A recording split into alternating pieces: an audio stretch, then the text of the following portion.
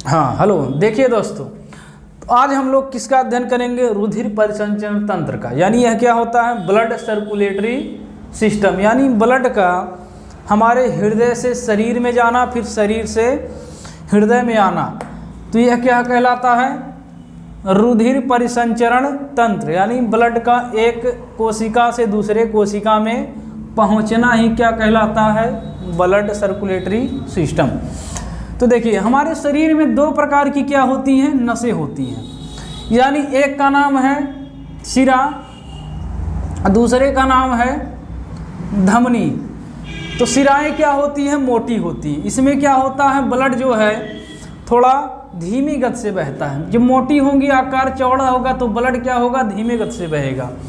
वहीं आपका धमनियों में क्या है? ब्लड तीव्र गति से बहता है। किसकी अपेक्षा? शिराओं की अपेक्षा। तो शिराएं आपकी बाहरी लेयर पे पाई जाती हैं, तो बाहर से मोटी मोटी नसें जो होती हैं दिखाई पड़ जाती हैं, उसका क्या नाम है? शिरा। तो शिराओं में देखेंगे डॉक्टर क्या करते हैं? इंजेक्शन लगाते हैं, ग्लूकोज को चढ़ाते हैं या ब्लड को लेते देते हैं। सब कुछ जो क्रियाएं होती हैं किसके द्वारा होती हैं? बाहरी शिराओं के द्वारा होती हैं। धमनियाँ क्या होती हैं? इसमें शुद्ध रक्त पाता है, शुद्ध रक्त क्या है? बहता है। शिराओं में अशुद्ध रक्त बहता है। यानी शुद्ध अशुद्ध का मतलब ये है कि शुद्ध में क्या है? ऑक्सीजन मिल जाएगा तो शुद्ध हो जाएगी, और ऑक्सीजन इसमें खत्म हो जाएगा तो अशुद्ध हो जाएगी। शुद्ध का अशुद्ध का मतलब यही है। यानी यह हमारा क्या है? नसों के बारे में हमने क्या है जाना। उसके बाद देखेंगे, फिर देखिए यह आपका क्या है? हृदय। तो हृदय का सबसे पहले बाहरी आवरण पूछ लेता है, किसका बना होता है? या बाहरी आवरण क्या कहलाता है? पेरिकार्डियम। यह क्या है? बाहरी आवरण। हृदय का बाहरी आवरण क्या कहलाता है? पेरिकार्डियम। वजन कितना होता है हृदय का? 300 ग्राम। हृदय का वजन 300 ग्राम। हृदय में देखेंगे कितने भागों में बटा है? या चैम्बर, भाग या कोष्ठीय। तो हृदय कितने कोष्ठीय में बटा है? तो 4 कोष्ठीय में। 2 आपका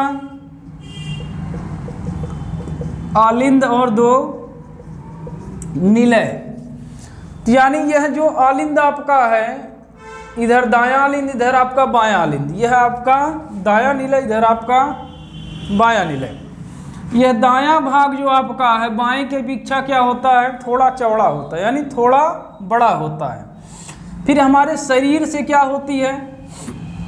यानी अशुद्ध रक्त, यानी शरीर से अशुद्ध रक्त आपकी कहाँ जाती है? दाएं आलिंद में। दाएं आलिंद से होकर कहाँ जाती है?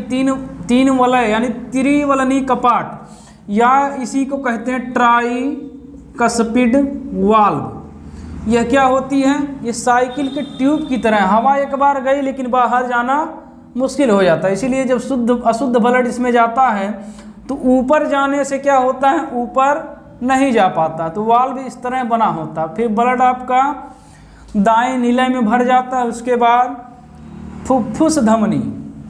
देखिए, हमने बताया था धमनियों में शुद्ध रक्त बहता है और शिराओं में अशुद्ध रक्त बहता है, लेकिन फुफ्फुस धमनी में क्या है? इसका अपवाद है, यानी इसमें अशुद्ध रक्त बहेगा और फुफ्फुस शिरा में शुद्ध रक्त बहता है। तो फुफ्फुस धमनी में आपका होते हुए कहाँ जाएगी? फेफड़े में। तो फेफड़ा क्या करता है? ब्लड को शुद्ध करता है, यानी ऑक्सीजन मिला देगा तो ब्लड शुद्ध हो जाएगा। शुद्ध होकर कहाँ आता है? बाएं आलिंद में। बाएं आलिंद से कहाँ जाता है? महाधमनी से पूरे शरीर में। तो देखिए, यह दो हृदय के 2 भाग के बीच में एक दीवार होती है, कौन सी? उसका नाम है सेप्टम। तो सेप्टम नामक कौन सी दीवार होती है? हृदय में। यह कई बार पूछा है सेप्टम। तो देखिए, रुधिर दाब क्या है? रुधिर दाब यानी ब्लड प्रेशर, बीपी।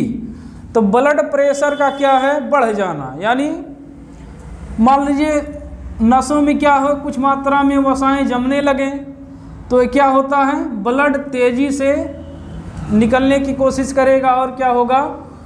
इसी को ब्लड प्रेशर नाम दिया गया। देखिए एक आपका हाइपोटेंशन है, हाइपोटेंशन, एक आपका हाइपरटेंशन। हाइपरटेंशन मतलब उच्च रक्तदाब, यानी ब्लड हाई हो जाना तो हाइपरटेंशन कहते नहीं।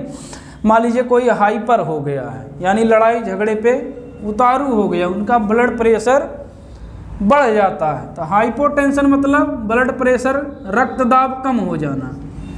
तो यह क्या है, हाइपोटेंशन। तो रक्तदाब 120 बट्टे कितना होता है, 80, 120 बटे 80।